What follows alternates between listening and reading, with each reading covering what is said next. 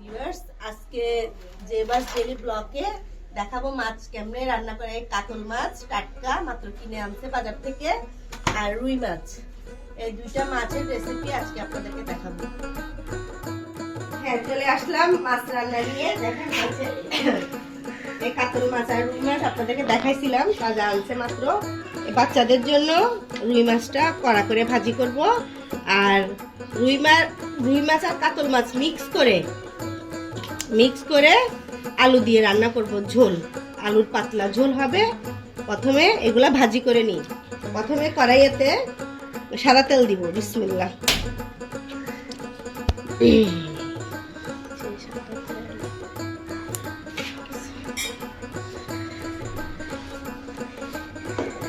তেল গরম হোক, আমি মাছে হলুদ মরিচ লবণ মাখি।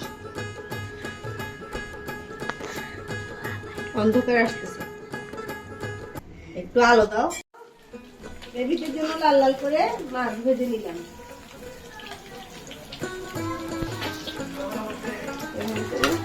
লাল লাল করে মাছ ভেজে নিলাম। এবার আপনাদেরকে দেখাবো। এখন টমেটো দিন, টমেটো সস হবে না, তাতে হবে না। টমেটো দিন, টমেটো সস আমরা খাই, এক একজন এক এক রকম করে খাই। আমরা যেভাবে খাই সেভাবে অন্যরকমও খাই। তারপরে আপনাদের সাথে যেটা বেশি হয় সেটা শেয়ার করলাম।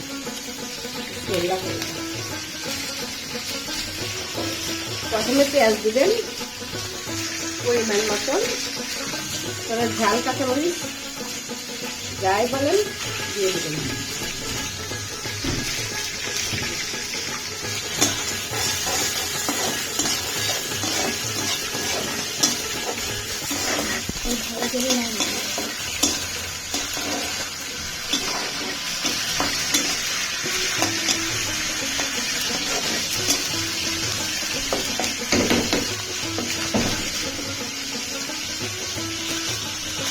দিয়ে দেবেন।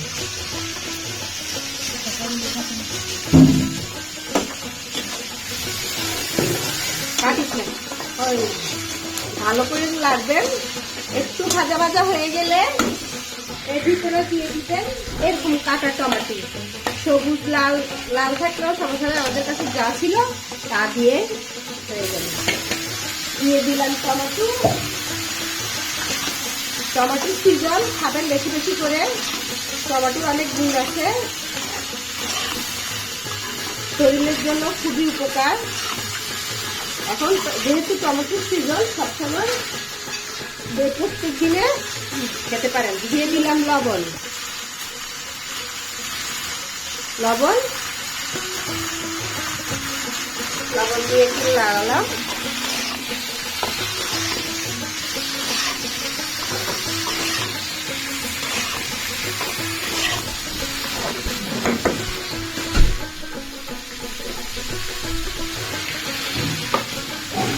দিয়ে দিব একটু চিনি।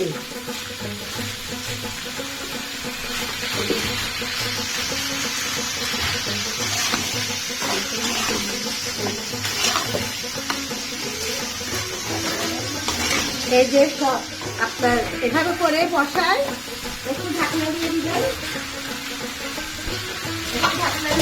ঢাকনা দিয়ে দিলে আসতেছি, কতক্ষণ পরে আপনাদেরকে দেখাবো। এখানে প্রায় মাছ ভাজার ডাল, রুই মাছ আর কাতল মাছ আলু দিয়ে ঝোল করব। মাছ ভাজা প্রায় শেষের দিকে, আপনাদেরকে মশলা বসালে দেখাচ্ছি। তার জন্য কড়াইয়ে বসা দিলাম। এই মাছের তেল ছিল কড়াইয়াতে, মাছের তেলগুলা কড়াইয়ের ভিতরে ঢেলে দিবে। এগুলো মাছ রান্না হয়েছে, মাছ রান্নার তেল, তাই মাছ রান্নার তেল দিয়েই মাছ রান্না করবো। এক্সট্রা কোনো তেল দিব না। মাছ রান্নার তেল দিয়েই মাছ রান্না করবো। মাছ ভাজি করছি যে তেলে, ওই তেলে প্রথমে পেঁয়াজ ঝাড়ি দিব।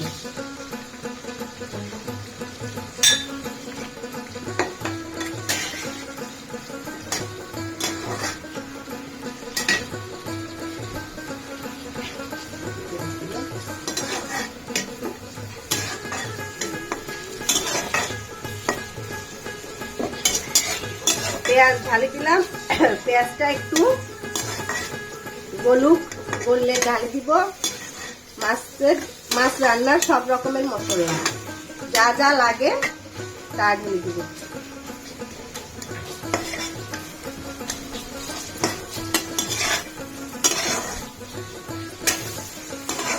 আলু দিয়ে পাতলা ঝোল করতে অবশ্যই বেশি কিছু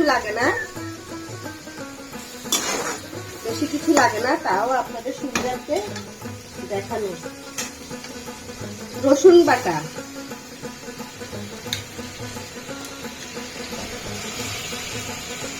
আপনাদের আন্দাজ মতো রসুন বাটা দিয়ে দিবেন।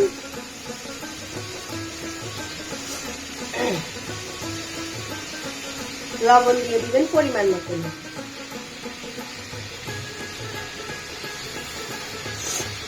লাগলে আবার পরে দিব হলুদের গুঁড়া,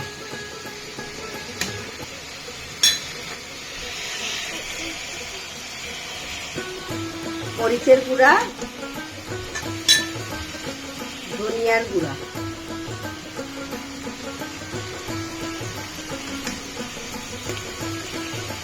দিয়ে একটু ভালো করে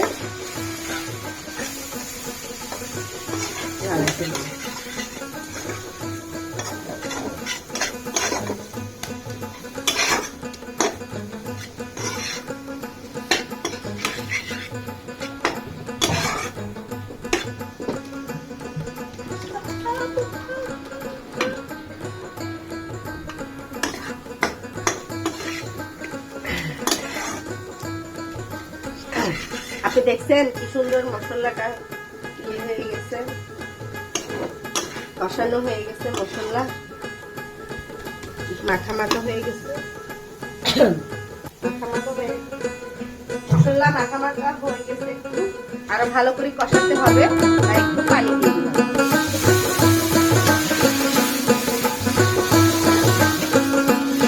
দেখতেই পাচ্ছেন গ্রেভিটা খুব সুন্দর কালার আসছে।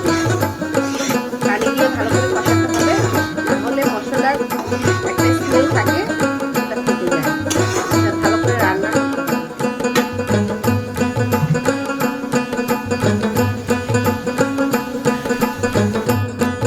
এখন দেখাবো চিংড়ি মাছের বড়া। এই চিংড়ি মাছ দেখছেন বাটা ছাড়াই বড়া বানায় ভালো করে ধোয়া হয়ে গেছে, ভালো করে বানাই খেয়ে খুবই ভালো লাগবে।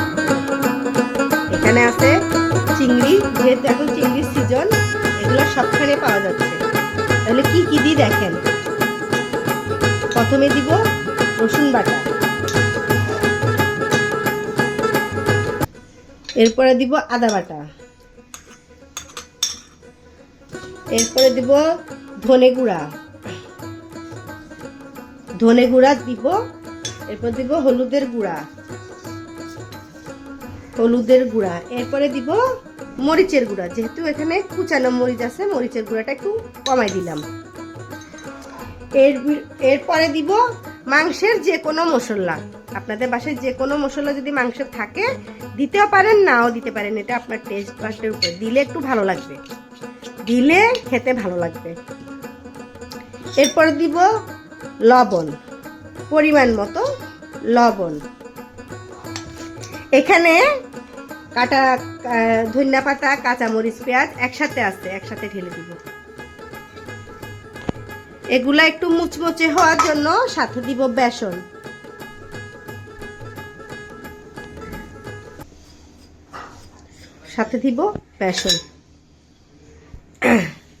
আপনারা ম্যাজিক মশলা বা ম্যাগি মশলা যাই বলেন, ওইটা একটা ঢেলে দিবেন। ঢেলে দিলে এটা টেস্ট আসবে অনেক সুন্দর।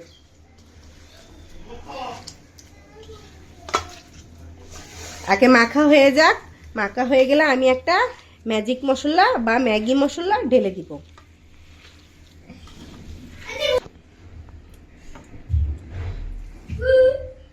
এই দেখেন, এরপরে শেষে আমরা ঢেলে দিব ম্যাজিক মশলা একটা ঢেলে দিব।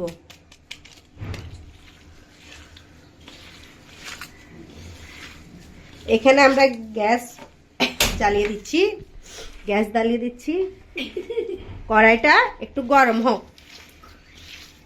কড়াইটা একটু গরম হোক, এটা ভালো করে মেখে নিচ্ছি।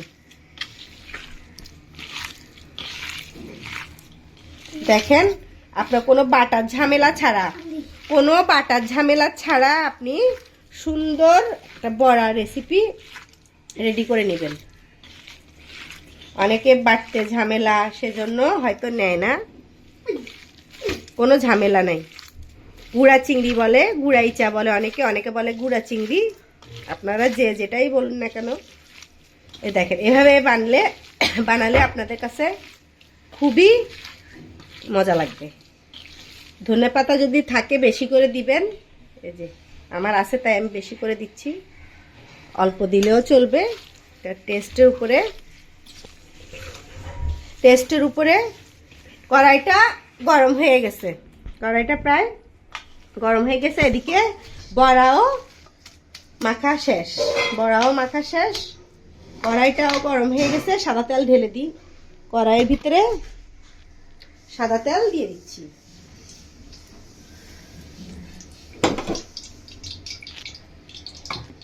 চিংড়ির বড়াতে বেশি করে তেল দিলে চিংড়ির বড়াটা দেখতে সুন্দর, খেতেও সুন্দর হবে। দেখতেই পারতেছেন, মনে হচ্ছে না বাটছি, আসলে তো বাটি নেই, আপনাদের সামনেই ধুয়ে মাখলাম। এই যে কোনো বাটা লাগবে না, কিছু না, এভাবে করে ভেজে নেবেন। আপনাদেরকে দেখাচ্ছি কিভাবে বড়া রেডি করতে হয়েছে। তো তেলটা গরম হয়ে গেছে, এখন আমি বড়াগুলা ঢেলে দিব। দেখেন, বিসমিল্লাহ। এভাবে তেলে এভাবে বড়াগুলা সুন্দর করে এক এক করে ঢেলে নেবেন। দেখবেন অনেক সুন্দর বড়াগুলা থাকবে। তেল ভালো করে গরম হলে তখনই বড়াগুলা দিবেন।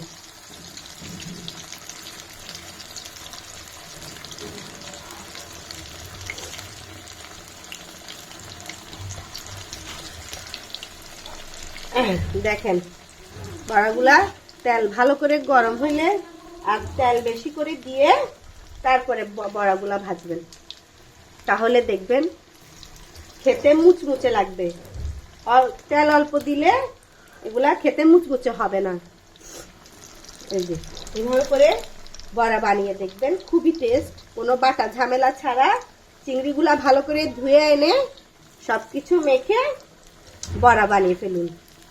মেহমানকেও দিতে পারবেন, ভাতের সাথেও খেতে পারবেন, নিজেরাও বিকালে খেতে পারবেন, আবার ভাতের সাথেও খাওয়া যাবে। বাচ্চাদেরকেও দিতে পারবেন। মরিচটা বাদ করে দিলে বাচ্চারাও, ছোট বাচ্চারাও খেতে পারবে।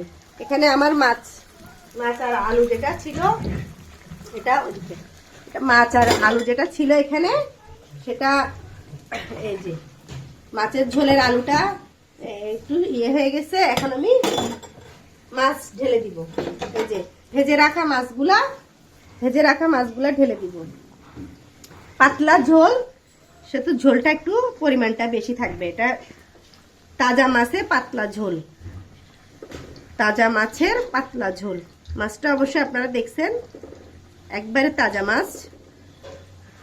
মাছের পাতলা ঝোল। তেলগুলা ঢেলে নিয়ে এবার একটু ঢাকনা দিয়ে রাখি, একটু সিদ্ধ হয়ে গেলেই ধনেপাতা দিয়ে নামাই ফেলবো মাছ।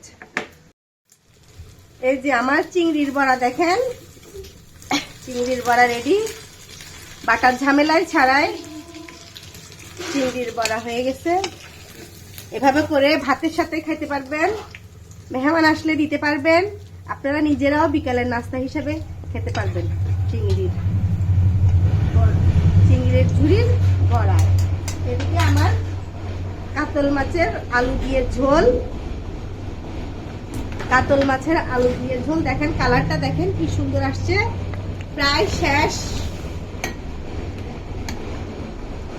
আলুও মজে গেছে, দেখেন গলে গেছে। এখন আমি ধনেপাতা দিয়ে নামাই ফেলবো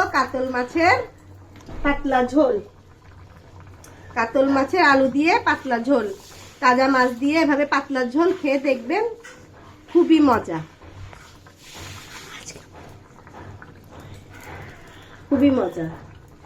এভাবে রান্না করবেন, রান্না করে খাবেন, ইনশাল্লাহ আপনাদের সব রান্নায় খেতে ভালো লাগবে। এভাবে তেল গরম হয়ে গেছে, এভাবে বড়াগুলা একটা একটা করে দিয়ে ফেলবেন।